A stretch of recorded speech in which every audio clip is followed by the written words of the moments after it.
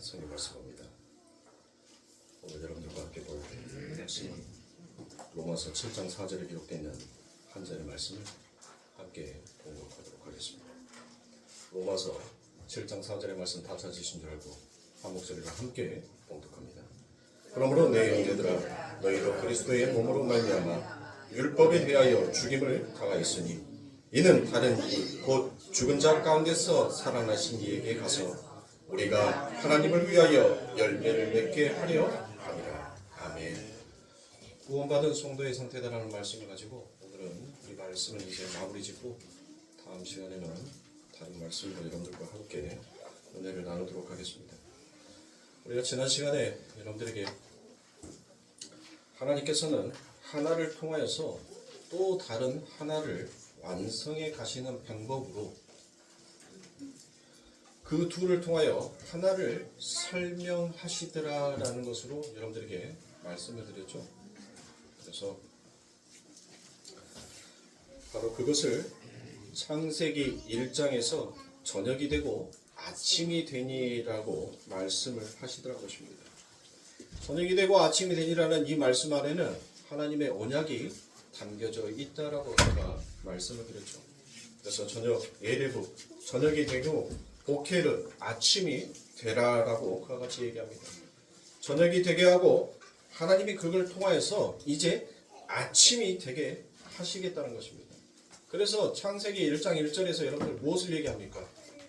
땅이 혼돈하고 공허하고 흑암이었다라는 것으로 그 말씀을 여는 거예요.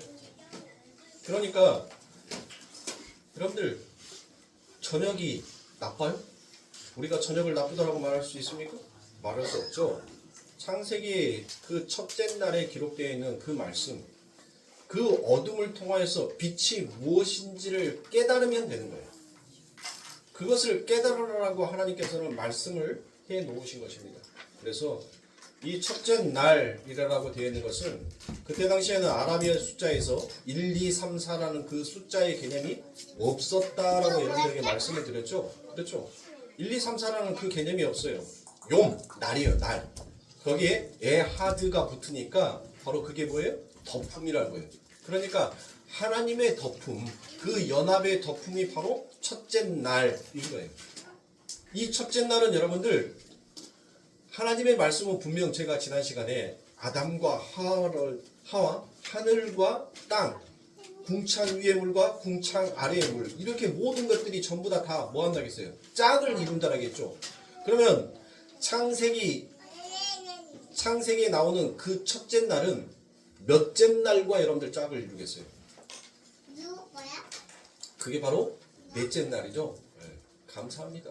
할렐루야 감사합니다. 제가 풀어야 할 말씀들이 너무 많아서 너무 많아서 감사합니다. 자주 그렇게 잊어버리셔야 돼요. 다 생각하고 있으면 목회하기 힘들어요. 자, 그러니까 이 첫째 날은 뭐라고 그랬어요? 제가 첫째 날 바로 욤 에하드. 그러니까 이 첫째 날은 바로 하나님의 그 연합의 덮음이 무엇인지를 그 첫째 날을 통하여서 하나님은 무엇을 완성하더라고요? 또 다른 넷째 날로 그것을 완성하더라고요. 그럼 넷째 날에는 뭐가 있어요? 넷째 날. 첫째 날에는 첫째 날은 뭐예요? 어둠과 빛이잖아요. 그 어둠이 무엇이고 빛이 무엇인지를 하나님께서 이제 그 연합의 덮음으로 설명을 해 놓으신 게 그게 뭐예요? 그게 낮을 빛이라 하고 저녁을 어둠이라 하더라라고 그와 같이 설명을 하더라는 거예요. 그러니까 성경은 뭐든지 이렇게 다 짝을 이루어져 가고 있는 것입니다. 그러면 자 첫째 날은 우리가 이제 설명을 드렸으니까 이제 알았어요. 첫째 날, 그렇죠? 그러면 이제 둘째 날은 뭐예요? 둘째 날은 바로 휘장이 나오죠. 궁창을 가운데 두고 궁창 위의 물과 아래의 물로 나누었단 말이에요. 그렇죠? 그리고 이것을 바로 둘째 날이라고 하지 아니하고 이거를 바로 욤쉐니라고 해요. 욤쉐니라는 것은 바로 뭐예요? 짝의 덮음이에요. 짝의 덮음. 이것을 바로 용쉐니. 그래서 우리는 이것을 첫 번째, 두 번째, 세 번째, 네 번째라고 이렇게 얘기를 해놨지만 원래 히브리어 원문에는 첫째 날, 둘째 날 그렇게 안 나와요. 용으로 나와요. 용, 날. 이것을 날이라고 얘기를 하는 거예요. 날, 용. 그래서 덮습니다라고도 얘기를 하는 거란 말이에요. 자, 그래서 아랫물을 갖고 위에 물이 되라고 말씀을 하는 거예요. 아랫물을 가지고 위에 물이 되라는 것은 여러분들 뭐예요? 그러니까 이거를 또 아랫물을 가지고 위에 물이 되라라고 얘기를 하니까 또 뭐합니까? 우리가 열심히 노력해서 위에 물이 되자라고 또 가드란 거예요. 인간은 자꾸 뭘 해요? 인간은 하나님께서 여러분들 지금 이 로마서 7장 1절부터 7절까지의 말씀은 인간이 둘로 나누어 놓은 것을 하나님께서 하나로 만드시는 그 하나님을 설명하는 거예요. 그 하나님의 은혜를. 응?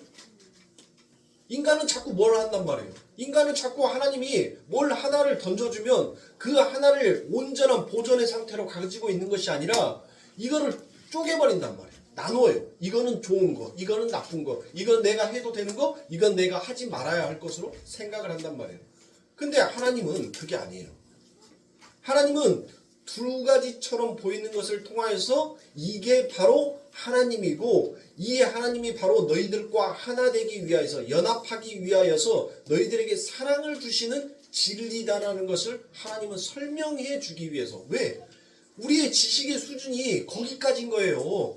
우리의 한계가 거기에요. 인간이 뭐 노벨 평화상을 받고 뭔 상을 받고 여러분들 지지고 볶고가 다 해봤자 하나님이 던져준 이 성경 안에 담겨져 있는 이 진리를 인간이 풀 수 있는 한계가 거기까지인 거예요. 거기까지.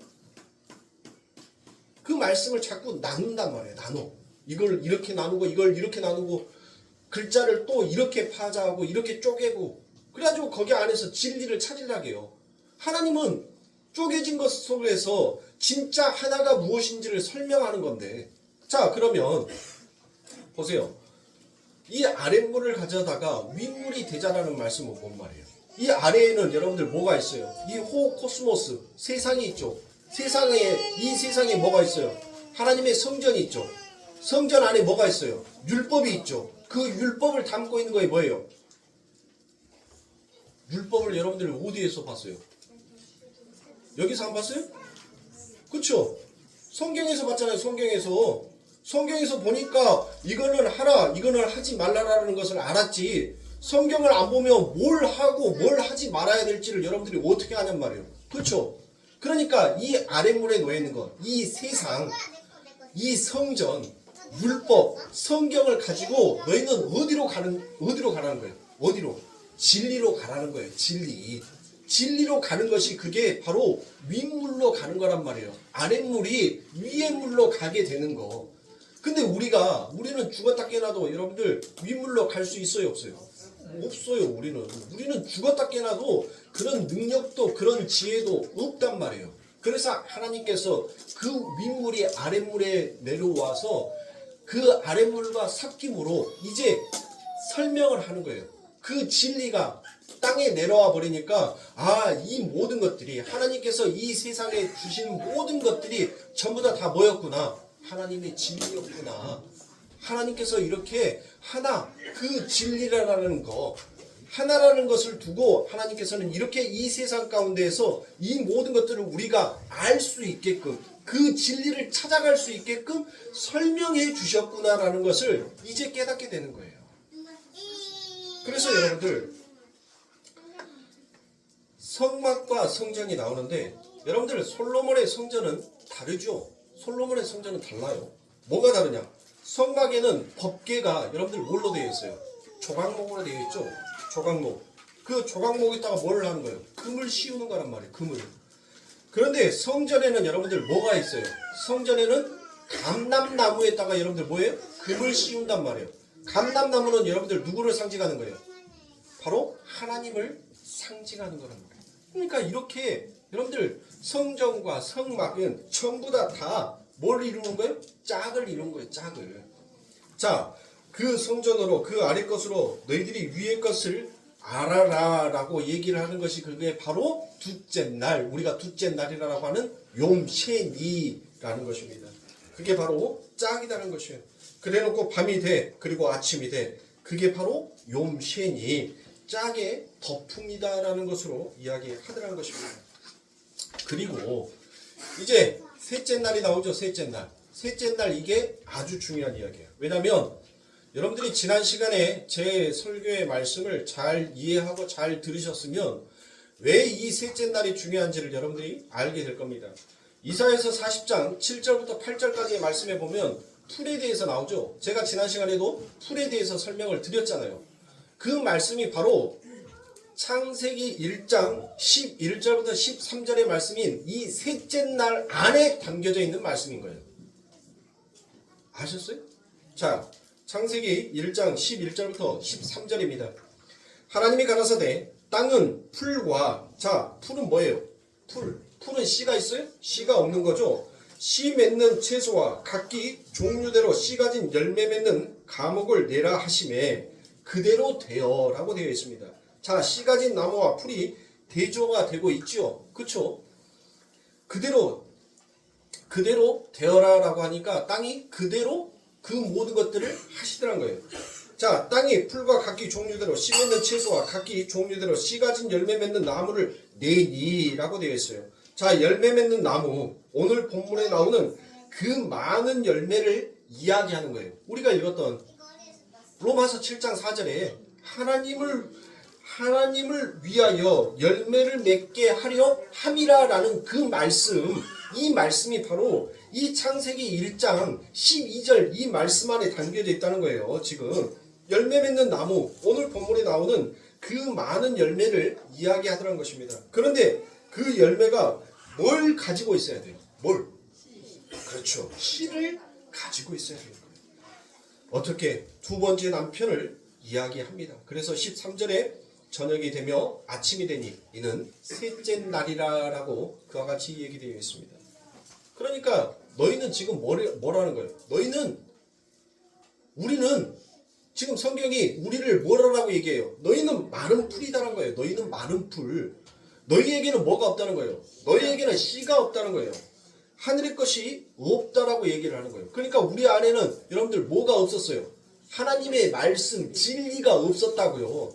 하나님의 말씀, 진리가 있었다면 여러분들 뭐 하는 거예요? 예수님께서 이 땅에 오셔서 그 비유로 말씀하셨던 모든 말씀을 아멘, 아멘 하고 전부 다 받아 먹었을 거 아닙니까? 그런데 하나님께서 내려주신 그 말씀을 아무도 이해하는 자가 없었고 아무도 받아 먹을 수 있는 자가 없었다라는 것은 우리 안에는 뭐가 없다는 거예요? 하나님의 진리가 없다는 것이에요. 그래서 이제 하나님께서 뭘 하는 거예요? 진리가 없으면 생명이 없는 거니까, 그렇죠? 죽은 거잖아요. 죽은 거. 그러면 어떻게 되는 거예요, 여러분들? 하나님의 백성을 만드시기 위해서는 하나님께서 뭘 해야 됩니까? 이제 하나님께서 내가 너희들에게 꽃을 달아줄게. 어떤 꽃? 제가 샤론의 꽃이라고 말씀을 드렸죠. 그 샤론의 꽃을 붙여서 그 샤론의 꽃, 누가 떨어지면, 예수가 떨어지면 너희들에게 씨 가진 열매 맺는 나무가 이제 되게 될 거야 라는 것을 말하는 거예요. 이게 바로 뭔 말이에요, 여러분들? 이게 진리를 이야기하는 거잖아요. 그렇죠? 진리.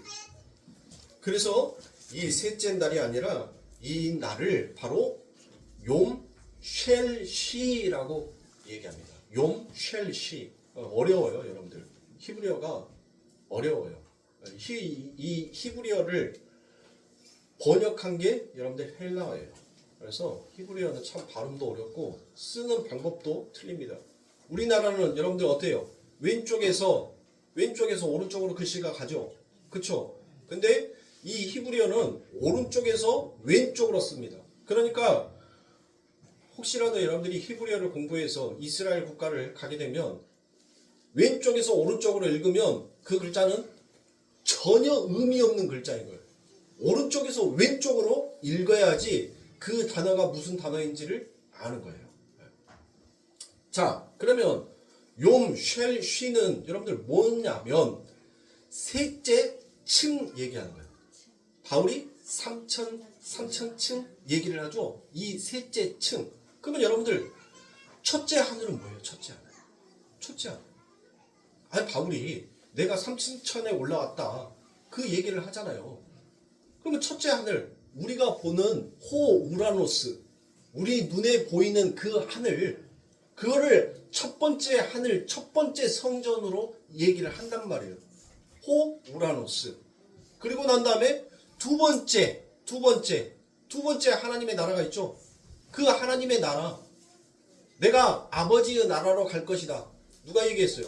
예수가 얘기했잖아요. 그래서 그 예수님을 두 번째 하늘이라고 얘기를 하죠. 자, 세 번째 하늘을 뭐라고 얘기해요? 세 번째 하늘, 그 예수, 그 그리스도와 내가 하나가 되어서 이제 뭐가 되는 거예요? 하나님의 성전이 된 거예요. 네?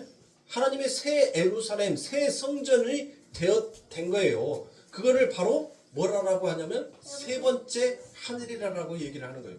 그래서 바울이 뭘 얘기합니까? 바울이 뭐 느닷없이 그냥 뿅 갔다가 뿅 내려왔다는 것이 아니라, 뭐 삼층천 얘기를 하니까 바울이 뭐 잠시 기절해가지고 하늘 보고 왔다라고 얘기를 하는 사람이 있는데 그 말이 아니에요, 여러분들. 그거는 정말 위험스러운 해석인 거예요. 정말 위험한 해석이에요, 여러분들. 성경은 어느 구절도 바울이 기절해서 하나님의 나라 승천했다가 내려왔다라는 그런 얘기를 한 구절이 없어요. 바울이 얘기하는 것은 뭐예요?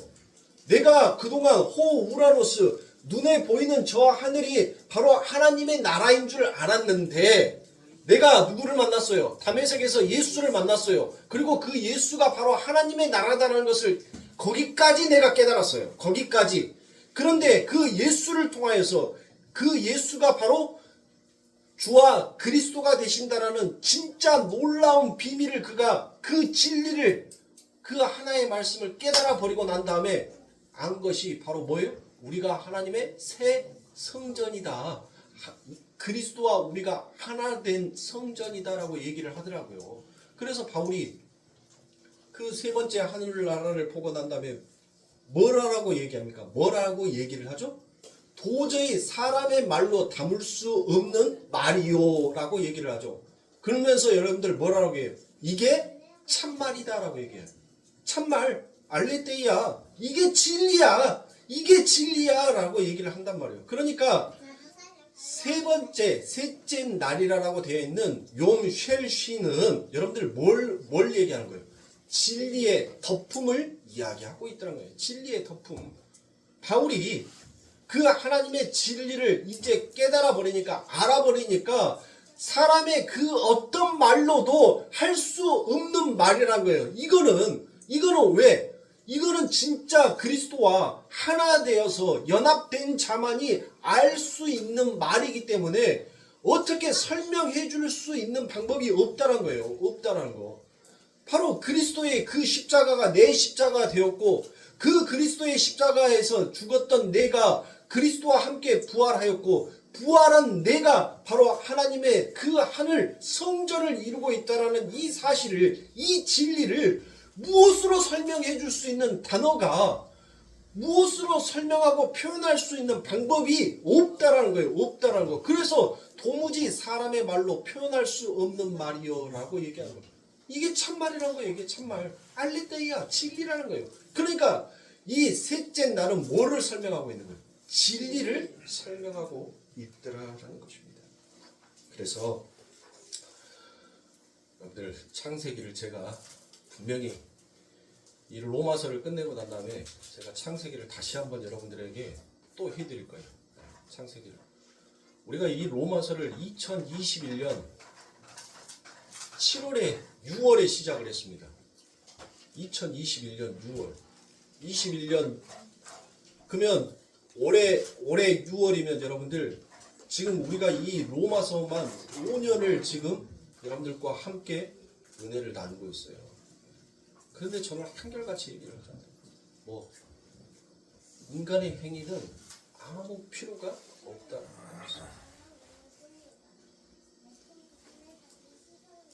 그래서 여러분들, 자, 첫째 날은 뭐라고 얘기했죠? 연합의 덮음, 용 에하드. 이게 바로 첫째 날. 이 첫째 날은 뭐와 짝을 이루냐면 넷째 날과 짝을 이루는 거예요. 넷째 날과 짝을 이루. 자, 둘째 날 용쉐니 이거는 뭐예요? 짝의 덮음이라겠죠. 이 짝의 덮음, 이 둘째 날은 몇째 날과 다섯째 날과 짝을 이루는 거예요.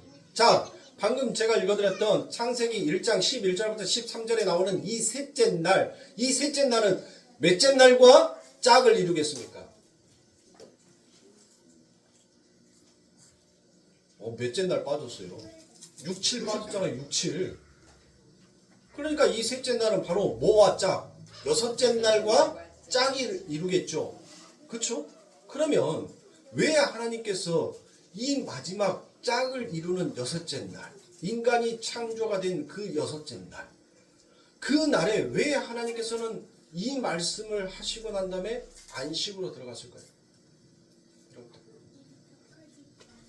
그걸 생각해 보지 않았어요? 그럼 여섯째 날 한번 봐보자고요.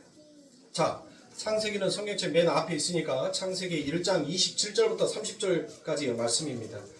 하나님이 자기 형상 곧 하나님의 형상대로 사람을 창조하시되, 자, 사람 여러분들 뭐예요? 여기에 쓰인 것은 단수다라고 제가 여러분들에게 말씀을 드렸죠. 이게 사람이야, 사람들이 아니에요.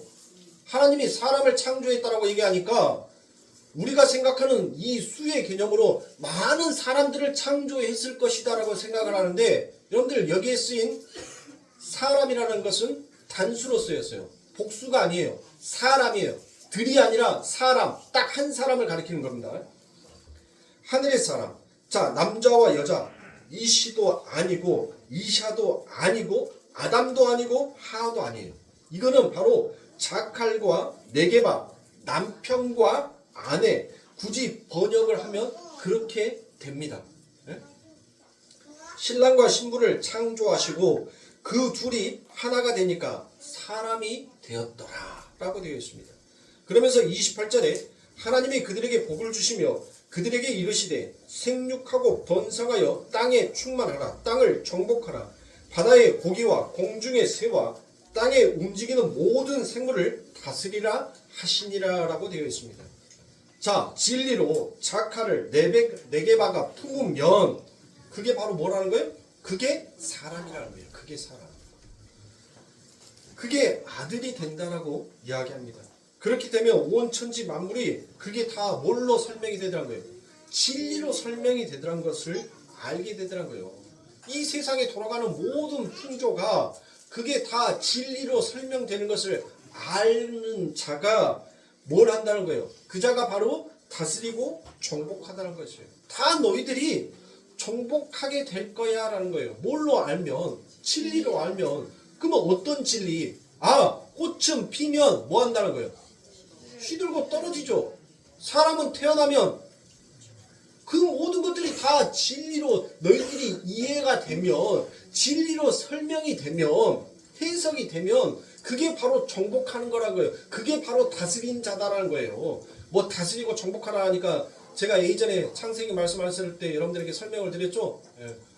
바다의 고기와 공중의 새와 땅에 움직이는 모든 생물을 다스리라 하시니라 라고 이와 같은 말씀을 하시니까 제가 낚시했을 때 고기가 너무 안 잡히니까 내가 하나님의 이름으로 이 바다의 물고기야 나에게 정복당하고 다스림을 당할지어다 라고 제가 그렇게 기도했다라겠죠. 창세기에서. 웃자고 한 소리고 그런 뜻이 아니라는 거예요. 그게. 자, 피는 것도 진리요, 떨어지는 것도 진리요, 사람이 태어난 것도 진리요, 죽는 것도 진리요, 모든 게 다 너희를 정복될 거야. 이 진리를 가진, 씨를 가진 사람, 이게 바로 아들의 모습이라는 것입니다. 그러면서 29절에 무엇을 얘기해요?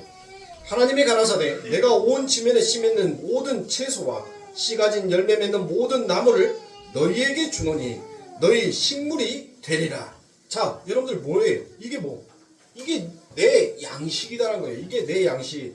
씨 가진 거, 진리. 그런데 땅의 짐승과 공중의 새를 뭐라고 그하냐면 여러분들 옛 성전이다라고 제가 오래전에 말씀을 드렸어요. 오래전에. 자, 30절에 또 땅의 모든 짐승과 공중의 모든 새와 생명이 있어 땅에 기는 모든 것, 땅에 기는 모든 것들은 여러분들 하나님께서 이미 아담과 하와 저주로 인하여서 여러분들 뭐 했어요? 땅을 저주했다라고 얘기했죠. 저주. 근데 땅에 기는 모든 것을 여러분들 이미 하나님께서는 뭐 한 거예요? 부정해 놓은 거예요. 부정해 놓은 거. 모든 것들에게는 내가 모든 푸른 풀을 식물로 주노라 하시니 그대로 되니라 라고 되겠습니다. 자, 여러분들 여기에서 엄청난 진리의 말씀이 담겨져 있어요. 자, 보세요. 땅의 짐승과 공중의 새에 생명이 있어 땅에 기는 모든 것에게는 하나님께서 양식을 주는데 어떤 양식을 줘요? 씨 가진 양식을 줍니까? 씨가 없는 양식을 줍니까? 그쵸? 풀은 여러분들 씨가 있어요, 없어요? 없다라고 제가 말씀을 드렸죠. 하나님께서 풀을 준다는 거예요. 풀을. 씨가 없는 거 율법 그거 먹어봐. 먹으라는 거예요. 먹어. 그거 먹으면 어떻게 된다는 거예요? 너희들 씨 없는 거 그거 먹으면 너희들 죽는다는 거예요. 죽는다는 거. 그래서 뭐라는 거예요? 열심히 식량 아닌 거 먹어봐라고 이야기를 하는 것입니다. 먹어. 풀 줄게. 씨 없는 거 줄게. 땅의 짐승들아 그거 먹고 그게 완성이야. 각자의 자리에서 완성. 그러면 일곱째 날이 되는 거야 라고 이야기를 하는 것입니다. 일곱째 날이. 그러니까 이 말씀 안에는 여러분들 뭐예요? 인간에게 있어서 여러분들이 진리를 마음에 품고 계셔야 되는데 여러분들에게 행위와 마음 둘 중에 한 가지를 선택하라면 여러분들은 어떤 것을 선택하시겠습니까? 행위를 선택한 자는 멸망이요 마음을 선택한 자는 생명을 선택하는 것입니다. 생명을 가진 이들은 하나님이 짝으로 설명하여 놓으신 것을 절대 여러분들 뭐하지 않아요? 가르지 않습니다. 둘로 나누지 아니하다는 것입니다. 죄와 악을 다르게 보는 마음이 생겨서 정죄와 판단과 심판을 하지 아니하게끔 되더란 거예요. 그거를 바로 여러분들 우리는 무엇이다라고 얘기하냐면 그걸 용서다라고 얘기를 하는 거예요. 그러니까 나누지 아니하는 것, 가르지 아니하는 것이 그게 바로 뭐다? 용서다는 거예요. 용서. 그래서 성경에서 내가 몇 번을 용서해야 합니까? 라고 예수님의 제자들이 묻죠. 그때 예수님께서 뭐라 합니까? 그러면 몇 번이에요? 곱하면. 그러면 491번째에는 살인해도 이제 되는 거예요? 네? 490번만 참고 491번째에는 이제 홈런 쳐버리면 됩니까? 그럼 뭔 말이에요? 70은 뭐예요? 70. 70은 여러분들 열심히 제가 70일에 여러분들에게 열심히 설명했어요. 77, 77, 77. 7은 여러분들 안식의 수, 완성의 수다라고 여러분들에게 말씀을 드렸죠. 하루 이틀, 닷새, 엿새, 일회, 71회에 용서가 일어나는 거다라는 것을 여러분들에게 말씀을 드렸죠. 다니엘서 9장에 보면 하나님이 이 역사 전체를 71회로 나누시더라라고 제가 열부를 내면서 여러분들에게 말씀을 드렸습니다. 그러니까 이거 설명하면 또 시간이 길어져요. 그러니까 자, 이 말은 뭔 말이에요?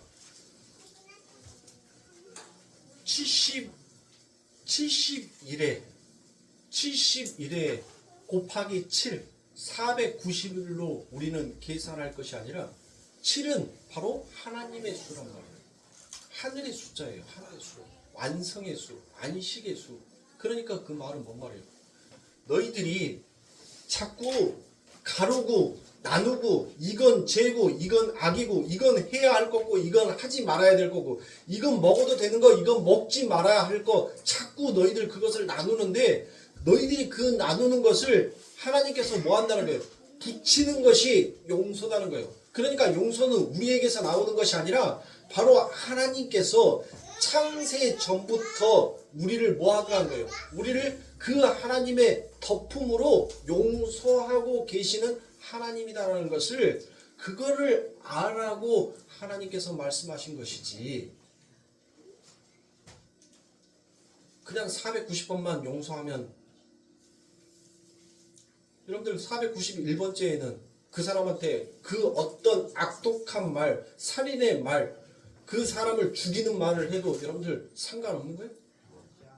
그게 아니란 말이에요. 우리에게는 죽었다 깨어나도 우리 안에는 용서가 없어요. 우리에게는 사랑이 없단 말이에요.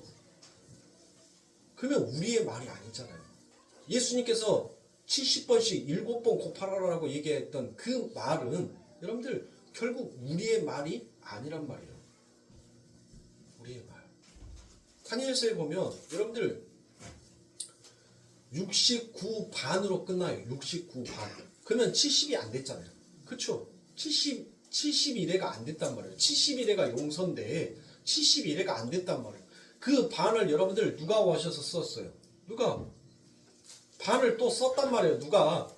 예수님께서 3년 반을 이 땅에서 공생하시면서 용서로서 진짜 하늘의 용서가 무엇인지를, 진짜 하늘의 덕분이 무엇인지를 그분이 이 땅에 오셔서 여러분들 그 반을 살고 가시잖아요. 예? 그 반, 60의 반을 산단 말이에요. 60의 반.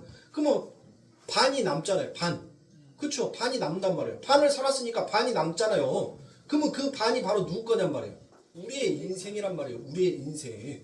우리가 그 예수의 삶을 우리가 살아가게끔 누가? 우리 안에 있는 성령이 그 예수의 삶으로 끄집어 당겨버리는 거예요.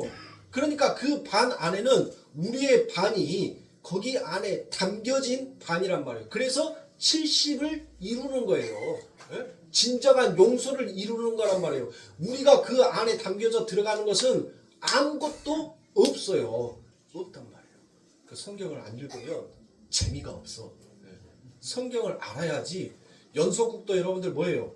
연속국도 그 전에 있었던 내용의 스토리가 쫙 들어와 있어야지. 아, 이번에 딱 해서 이번에 나올 그 드라마에 대해서 기대감도 생기는 거고 재미도 느껴지는 것이지. 뭔 내용인지를 모르는데 느닷없이 뭔 이상한 여자가 여기에다 점 하나 딱 찍고 와갖고 도끼 품으면서 내가 그렇게 양성이로 보이냐? 하면서 이렇게 말했던 아내의 유혹에서 나오잖아요, 여러분들. 예?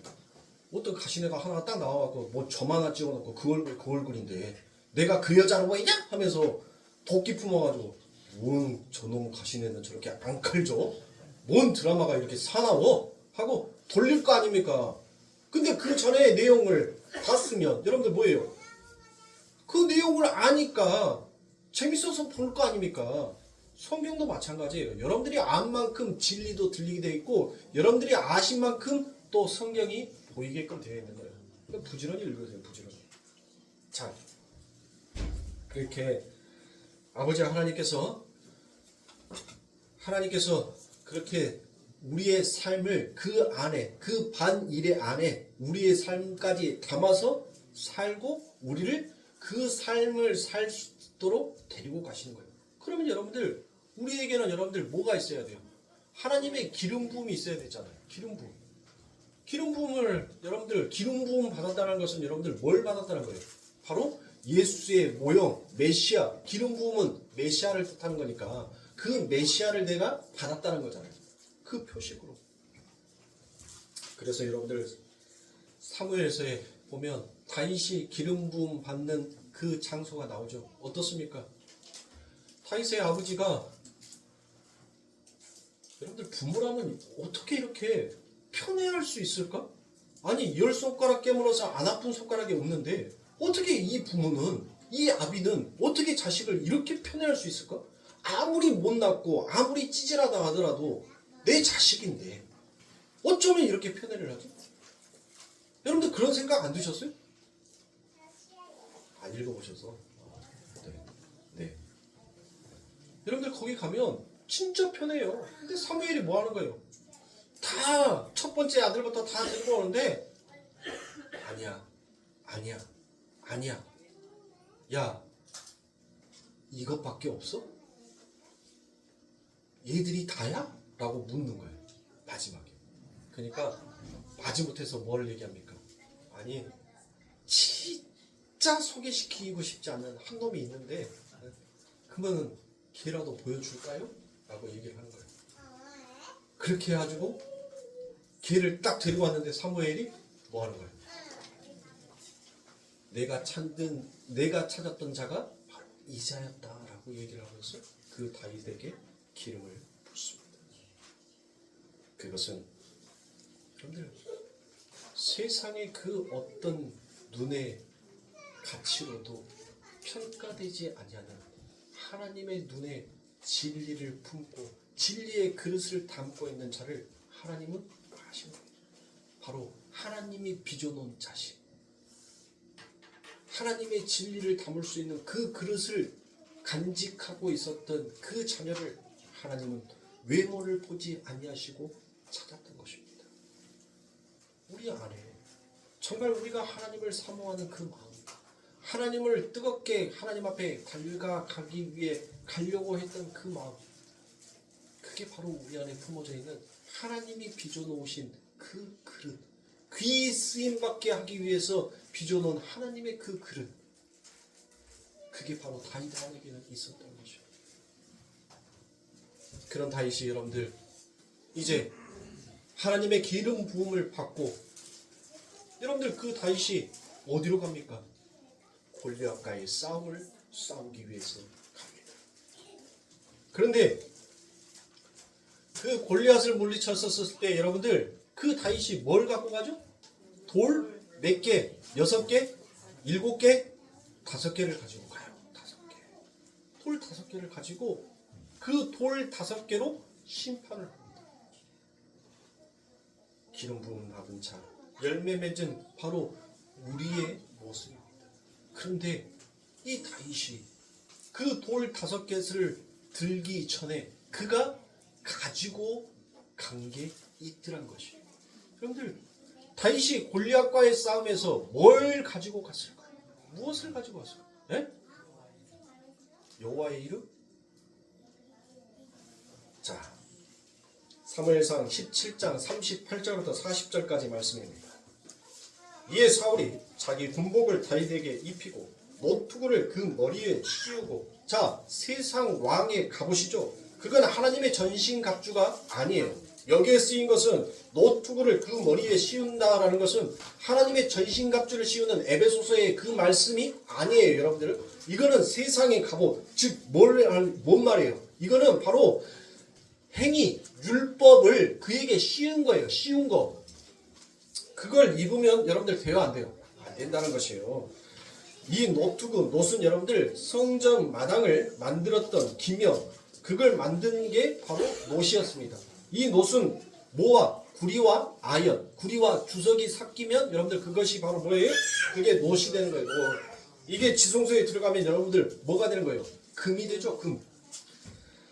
섞인 거에서 순수하게 가는 거, 그게 바로 성전이라는 것입니다. 자, 그래서 다윗이 어떻게 합니까?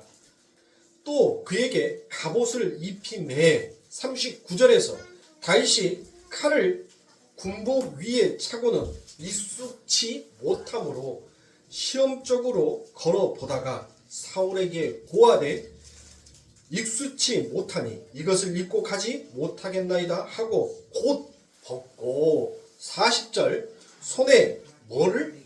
막대기를 가지고 시내에서 매끄러운 돌 5을 골라서 자기 목자의 제구 곧 주머니에 넣고 손에 물매를 가지고 블레셋 사람에게로 나아가니라. 여러분들 보세요. 요 일이 요 그림대로 전부 다 그대로 이루어졌죠. 그대로 이루어졌어요.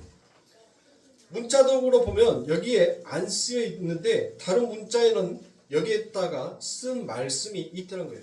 자, 기름 부음 받은 자, 그 기름 부음 받은 자, 그리스도를 상징하는 자, 씨가 있는 자, 그가 누구한테 가는 거예요?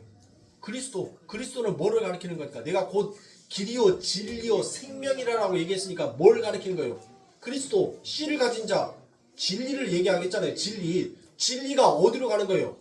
진리가 누구에게? 율법에게 가는 거예요. 율법. 사울이 골리앗을 못 죽여서가 아니에요. 사울과 골리앗은 한 편이란 말이에요. 뭐? 율법이 율법을 어떻게 죽여요? 같은 편인데.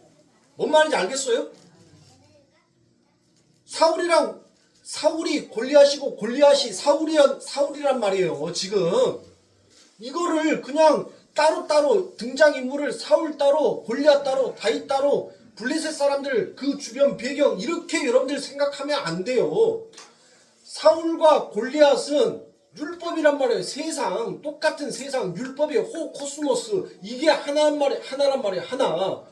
지금 이 진리 하나님의 기름 부음 받은 자 그리스도의 모형으로 서 있는 자 씨를 가진 자가 진리로 이 율법을 어떻게 설명하는지를 보여주는 것이 이 사무엘상의 이야기인 것입니다. 자, 근데 그가 가지고 가는 것이 뭘 갖고 간다? 기관총?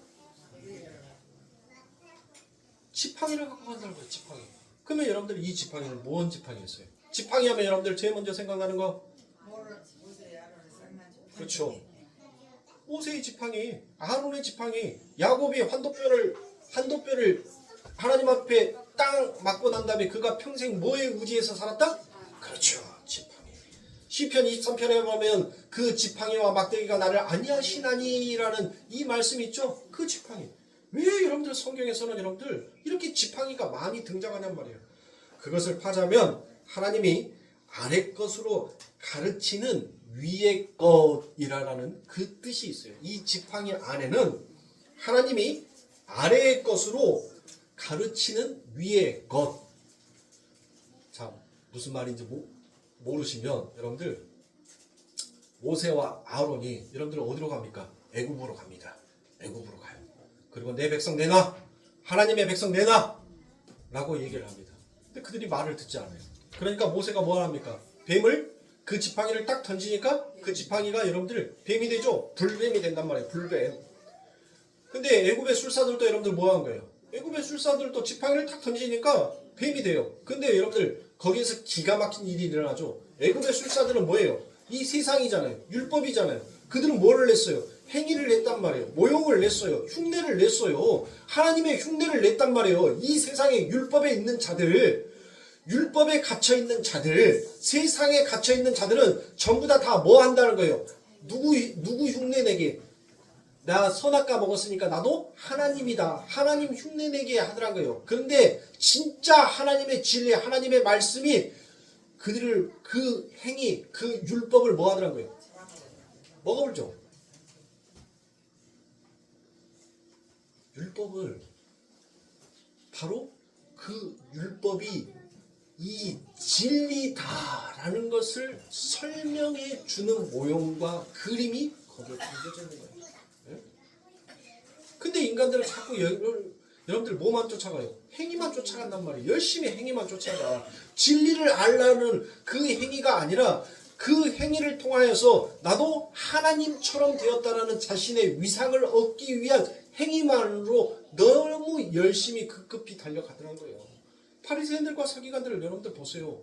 그들을 얼마나 하나님의 영광을 위하여서 하나님의 말씀을 얼마나 철두철미하게 지켰습니까? 우리 그 반이라도 지킬 수 있어요? 우리는 못해요. 그 바리새인들이 여러분들 했던 그 행위 우리는 10분의 1도 따라가지 못하는 자들이 바로 우리인 거예요. 그런데 왜 하나님께서는 그 바리새인들을 욕합니까? 그들이 뭘 하기 위해서? 그렇게 열심히 율법 지켜서 하나님의 영광을, 하나님의 이름을 세우기 위한 것이 아니라 자신의 위상을 얻기 위해서, 자신의 이름의 가치를 얻기 위해서 여러분들 그들이 그 행위를 했단 말이에요. 그러니까 여러분들 뭐 하는 거예요? 그들의 모형 속에서는 번지를 했지만 그의 속 안에는 악독과 당 짓는 것과 싸움하는 것과 그 모든 악함이 그 안에 가득 담아져 있으니까 예수님께서 뭐라는 거예요? 이 회칠한 무덤아 그러는 거예요. 겉만 번지를 하지 속은 썩어 있는 자들이라고 얘기를 하는 겁니다. 자, 여러분들 제가 방금 읽어드렸던 이 사무엘상의 말씀도 여러분들 마찬가지예요. 그런데 사무엘이 여러분들 40절에 보니까 어디에 가서 그 지팡이, 그 막대기, 그 하나님이 준 그 안위함을 가지고 여러분들 어디로 가요? 진리를 가지고 그가 시내가에 가서라고 되어 있죠. 이 시내는 여러분들이 생각하는 그 시내 맞아요. 시내. 아니 저기 충장로 시내 말고 물과 강이 흐르는 시내에 그 시냇물. 예. 근데 이 시내라는 단어 안에는 여러분들 어떤 뜻이 담겨져 있냐면 유산, 분깃, 목이라는 이 뜻이 담겨져 있어요. 그러니까 하나님께서 우리에게 유산, 분깃, 목, 생명 이런 것을 주신다라는 그와 같은 의미가 이 시내라는 단어 안에 담겨져 있더란 거예요. 예? 그리고 그가 그 시내에서 뭐한 돌, 매끄러운 돌 5이라고 되어 있죠. 여러분들 여기에서 매끄럽다라고 되어 있는 건데 이 말은 매끄럽다라는 의미보다는 제비 뽑다라는 그와 같은 뜻이 담겨져 있어요. 여러분들 제비 뽑다라는 것은 여러분들이 자칫 잘못 생각하시면 안 돼요. 제비 뽑다라는 것은 투표는 사람이 여러분들 뭐 하는 거예요? 투표는 사람이 사람의 뜻을 모아서 이 사람이 맞습니다라고 여러분들 투표를 하는 거죠. 뽑는 거죠. 사람이 뽑는 것을 투표라고 얘기를 한단 말이에요. 그런데 제비 뽑기는 여러분들 그게 아니에요. 하나님께서 뽑아놓은 자를 인정하겠습니다라고 하는 것이 그게 제비 뽑기란 말이에요. 자, 그렇게 해서 여러분들 그 강가에서 자 하나님이 결정한 어떤 할 얘기 그 얘기를 가지고 여러분들 그 분깃 그 줄에 담겨져 있는 그 물가에 가서 이제 돌을 몇 개? 5개. 별이 5개가 아니에요. 별이 5개. 네. 장수 돌침대에 말하는 것이 아니라 네? 5개. 뭘 얘기하겠어요? 뭐? 오 하면 먼저 머릿속에서 그래요. 모세오경. 이 모세오경 안에 뭐가 담겨져 있어요? 모세오경. 율법. 그 율법 전에 하나님께서 모세에게 그렇죠. 십계명이 담겨져 있잖아요. 십계명. 그리고 여기에 물매라고 되어 있는 단어가 케라입니다. 케라. 이 케라라는 것은 던지다, 새기다라는 그와 같은 뜻이 있어요.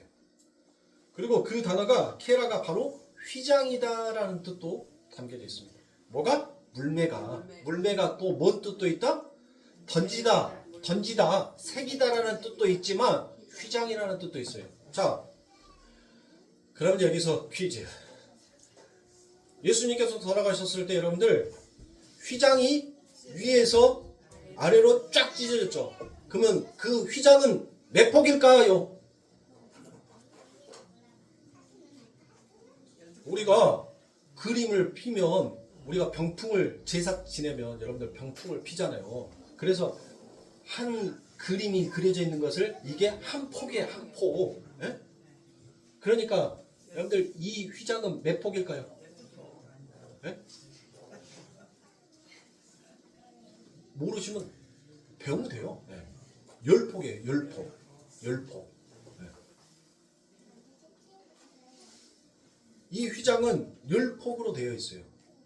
그래서 여러분들 이 휘장이 정확하게 5와 5로 딱 나눠지는 거예요. 5와 5로.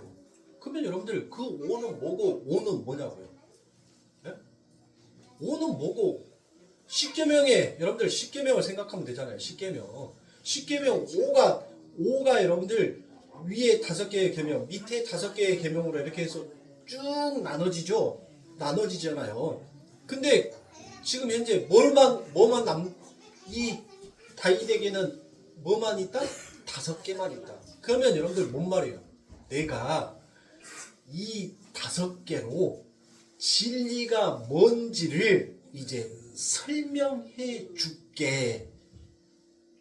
이것을 진리로 받아들이지 못한 자는 내가 심판할 거다. 진리가 없는 자, 생명이 없는 자를 내가 심판할 거야. 그래서 여러분들 율법에게 가요. 율법에게 그 5개가 하나님의 법, 진리가 그 골리앗에게 갑니다. 갔는데 그 골리앗에게 뭐가 없어? 그 안에 율법 안에 진리가 없어요. 씨가 없어. 생명이 없어. 그러니까 너 죽어. 풀은 마르고 씨는 아니. 풀은 마르는 거예요. 마르면 뭐 하는 거예요? 죽는 거예요. 이게 바로 죽음이다라는 것을 설명하더라는 거예요. 그러면 하나님께서 주신 이 십계명의 위에 것 5개, 밑에 것 5개, 여러분들 뭐예요? 하나란 말이에요. 이거와 이것이 나누어진 법이 아니라 이거와 이것이 바로 하나다라는 것을 하나님께서는 설명을 하는 거예요. 자, 그 하나가 뭐냐면 바로 너희들 희생 제사 드리지 아니하는 게 하나님을 망명되이 우상으로 섬기지 아니하는 거다라는 것을 말하고 있는 겁니다. 그리고 간음하지 아니하는 것, 거짓 증거하지 아니하는 것, 이것이 바로 하나님의 이름을 망령되이 부르지 아니하는 거다라는 것을 설명하는 거예요. 그러니까 여러분들 나눠진 법들이 어때요? 하나로 짝을 이루어서 딱딱 묶어지죠. 그렇죠? 자, 그리고 하나님을 부모로 나를 낳아주시는, 내가 아무것도 한 게 없는데 나를 낳아주시는 부모로 공경하는 것을 알았고 하나님은 그 모든 것들을 설명해 주시다. 누가? 그거를 이 땅에 예수가 설명하더라고요. 그러니까 예수는 뭐 하는 거예요? 짝을 이루는 것들을 전부 다 나눴잖아요. 인간이 전부 다 나눴잖아요. 네? 그 예수가 와서 진리로 그 나눠놓은 것을 당신이 묶는 거예요. 당신이 그 쪼개놓은 것을 당신이 바늘과 실이 되어서 그 쪼개놓은 것을 이제 하나로 묶어요. 묶어. 그렇게 묶으니까 그게 바로 뭐다? 그게 용서다는 거예요. 그 용서가 이루어지기 위해서는 반드시 그 안에 뭐가 깔려 있어야 된다. 하나님의 언약은 사랑이다. 그 사랑이 있으니 용서가 있는 거고 그 용서가 결국 하나의 덮음을 완성해 내더라는 거예요. 그러니까 하나님의 십계명의 법도 이것 따로 이거는 육신의 법, 이거는 하늘의 법 이렇게 보지 말란 말이에요. 이 육신의 법을 통해서 그 하나님의 진리, 은혜가 무엇인지를 너희가 알면 이미 너희는 그 십계명을 뭐 한 자라는 거예요? 지킨 자라는 거예요. 지킨 자, 이룬 자라는 거예요. 그러면 하나님의 법을 지킨 자가 바로 의인이겠어요? 아니면은 불의한 자이겠어요? 하나님의 법을 지켰으니까 의인이잖아요. 그래서 우리를 의인으로 여겨주는 거예요. 우리가 뭐 잘나서 우리가 뭘 잘해서가 의인이 아니라 내 안에 계신 누가 우리는 전부 다 계속 쪼개는 거예요. 그러니까 내 안에 있는 성령은 뭐 하는 거예요? 숨 쉴 틈 없이 우리가 쪼개놓은 것들을 쫓아다니면서 꿰매는 거예요. 안 돼. 너는 하나님의 진리와 떨어지면 죽어. 그러니까 내가 너 반드시 이 진리와 묶어버릴 거야 하면서 자꾸 나누는 것을 묶는 거예요. 가서 묶어놓고 침 삼킬 틈 없이 계속 묶고 계시더란 거예요. 그런데 사람이 어디 우리가 그 하나님 앞에 가서 여러분들 우리의 공로, 우리의 열심의 행위 그거 우리가 섣불리 자랑할 수가 있다는 거예요. 모든 것이 하나님이 하셨고 하나님이 이루어지는 그 모든 일들을 거기에 우리가 뭘 삐짓고 들어가겠다라고 얘기를 하는 말이에요. 하나님이 짝지어 놓은 것을 사람이 나누지 못하느니라. 여러분들 그 말씀 잘 알죠? 응? 그 말이 뭔 말이에요?